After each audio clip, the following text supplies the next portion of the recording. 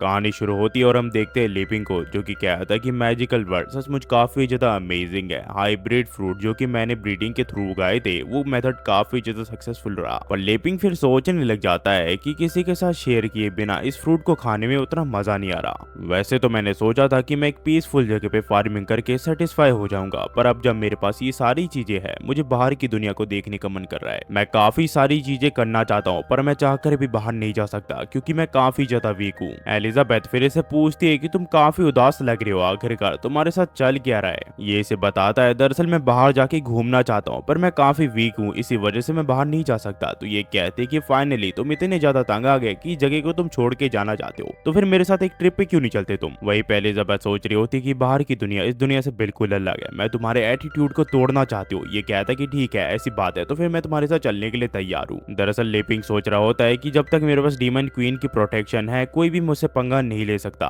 Elizabeth फिर इसे कहती कि बेवकूफ के जैसे बात करना बंद करो और चुपचाप अपने कपड़े चेंज कर लो। ये लोग फिर अपने कपड़े चेंज कर लेते हैं, जहाँ पे एलिजाबेथ लेपिंग की तारीफ करते हुए कहती है कि तुम्हारी ड्रेसिंग सेंस काफी ज्यादा इंप्रेसिव है। लेपिंग कहता है ये तो होगा ही, क्योंकि कुकिंग और ड्रेसिंग दोनों ही मेरी स्पेशलिटीज है। एलिजाबेथ फिर यहाँ पे टेलीपोर्टेशन गेट को निकाल लेती है और कहती है इस टेलीपोर्टेशन गेट से तुम आसपास के टाउन में जल्दी ही पहुंच जाओगे। ये कहता है ये तो काफी ज्यादा कन्वीनियंट स्किल है, पर इससे पहले ये लोग यहाँ से जाते हैं, लेपिंग उसे रोक लेता है और कहता है कि रुको एलिजाबेथ, दरअसल मेरे पास तुम्हारे लिए कुछ क्वेश्चन है। इससे पहले कि हम जाए मैं तुमसे कुछ सवाल पूछना चाहता हूँ। पहला सवाल है, क्या तुम मुझे अकेला तो नहीं छोड़ोगी ना। और दूसरा सवाल है, क्या तुम अपने इमोशन पे थोड़ा कंट्रोल कर सकती हो। और तीसरा सवाल, क्या तुम थोड़े ठंडे दिमाग से सिचुएशन को हैंडल कर सकती हो। पर एलिजाबेथ के अंदाजे से ये बिल्कुल अलग होता है। यहाँ पे लेपिंग उसे धमकाते हुए कह रहा होता है कि मेरे परमिशन के बिना तुम मुझे छोड़ के कहीं भी नहीं जा सकती। और दूसरा, तुम्हें अपने गुस्से पे कंट्रोल करना चाहिए। और तीसरा, बिना सोचे समझे कहीं पे भी मैजिक यूज मत करना, क्योंकि आम लोगों के साथ वो मेरे एक्सपीरियंस को खराब कर देगा। तो यहाँ पे एलिजाबेथ कहती कि ठीक है मैं सब कुछ समझ गई, और फाइनली बाहर की दुनिया देखने के बाद तुम मेरे साथ वापस आ जाओगी ना। दरअसल लेपिंग यहाँ पे ये सोच रहा होता है कि जब प्रोटेक्शन बैरियर अब टूट गया है, तो इसका मतलब बिना डीमन क्वीन के प्रोटेक्शन के ये 20 का खाना बन जाएगा कुछ ही मिनटों में, तो उसे इसकी जरूरत पड़ेगी।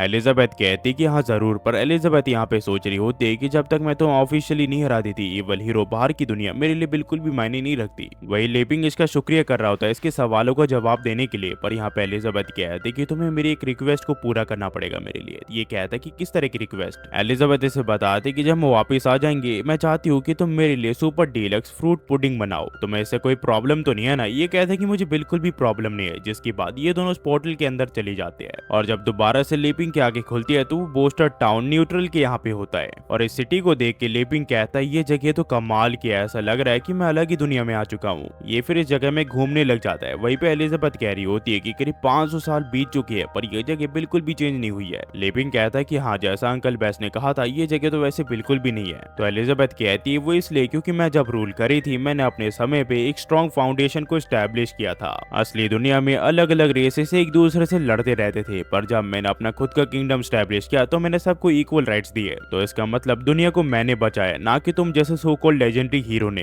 पर ये देखता है कि लेपिंग तो यहाँ पे होता ही नहीं है। दरअसल वो एक छोटी सी बच्ची से कुछ सामान खरीद रहा होता है। इस चीज को देख के ये काफी ज्यादा गुस्सा हो जाती है। वहीं पे लेपिंग यहाँ पे सॉफ्ट टॉयज को खरीद रहा होता है। वो कहता है कि इनकी सिलाइयाँ काफी अच्छी से की गई है, ये काफी ज्यादा सुंदर है। तो वो बच्ची से कहती है अगर आप चाहे तो मैं आपको ये सस्ते में दे सकती हूँ, ये काफी ज्यादा अच्छे है। तभी यहाँ पे एक और आ जाता है जो कि कहता है कि आखिरकार तुम्हें परमिशन किसने दी यहाँ पे स्टॉल लगाने की। और वो इसके स्टॉल को तोड़ देता है और कहता है कि लड़की तुम्हारे चर्च ने अब तक हमारा कर्जा नहीं उतारा है, हमारे गैंग को उसने अब तक प्रोटेक्शन मनी नहीं दिया, आखिरकार तुम यहाँ पे स्टॉल कैसे लगा सकती हो। वो लड़की से कहती है कि तुम हमें कभी प्रोटेक्ट नहीं करते हो, आखिरकार हम तुम्हें प्रोटेक्शन मनी क्यों दे। तो ये और किसे कहता है कि बेवकूफ, पिछले महीने ये जगह 20 गैंग की टेरिटरी में आ गई थी, तो अगर तुम यहाँ पे सर्वाइव करना है तो तुम्हें हमें मंथली पेमेंट देनी पड़ेगी। ये बच्ची कहती है ये सच नहीं है, ये चर्च नन को बिलोंग करता है, और जब वो वापस आ जाएगी तुम काफी तकलीफ में आने वाले हो। तो ये और कहता है कि लगता है तुम्हें बिल्कुल भी समझ नहीं आ रहा कि आखिरकार तुम किस सिचुएशन में हो। तो फिर ठीक है, आज मैं तुम्हारे चर्च को यहीं पे तबाह कर दूंगा और साथ ही साथ तुम ऑर्फन्स को भी यहाँ से भगा दूंगा।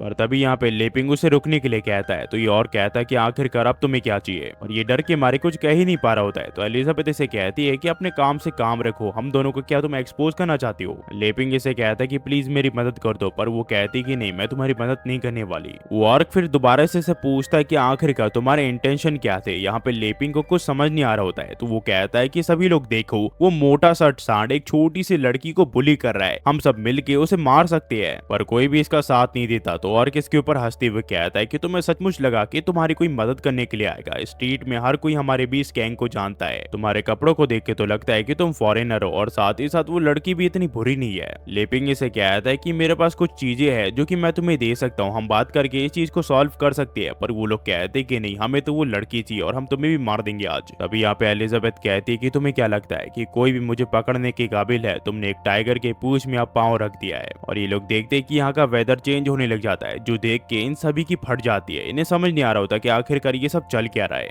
वहीं पे लेपिंग यहाँ पे एलिजाबेथ को समझा रहा होता है कि ये सब मत करो, तुम पूरे विलेज को यहाँ पे डिस्ट्रॉय कर दोगी, थोड़ा ठंड रखो। इन आम लोगों के साथ लड़ने में हमें कुछ भी हासिल नहीं होने वाला। ये कहती कि ठीक है, इस बार मैं इसकी जान तुम्हारी वजह से बख्श रही हूँ। और ये देख के कि एलिजाबेथ कितनी ज्यादा ताकतवर है, वो बच्ची भी काफी हैरान हो जाती है और इसकी जान जाते जाते बच जाती है। और यहाँ से जो कहानी है वो तो भी कंटिन्यू हो जाती है। अगर आप यहाँ तक देख रहे हो तो प्लीज लाइक, सब्सक्राइब और कमेंट करना मत भूलना। इसका अगला पार्ट अगले वीक आएगा, क्योंकि वो अगले वीक ही अपलोड होता है। बस जाते जाते इतने ही कहूंगा, जाते जाते सब्सक्राइब कर देना और लाइक भी कर देना और कमेंट भी कर देना। Thanks for watching guys, next video में मिलता है। होपफुली आप सब वीडियोस को एंजॉय कर रहे होंगे। Thanks for watching, next video में मिलता है। होपफुली आप सब बढ़िया होंगे। Thanks for watching guys.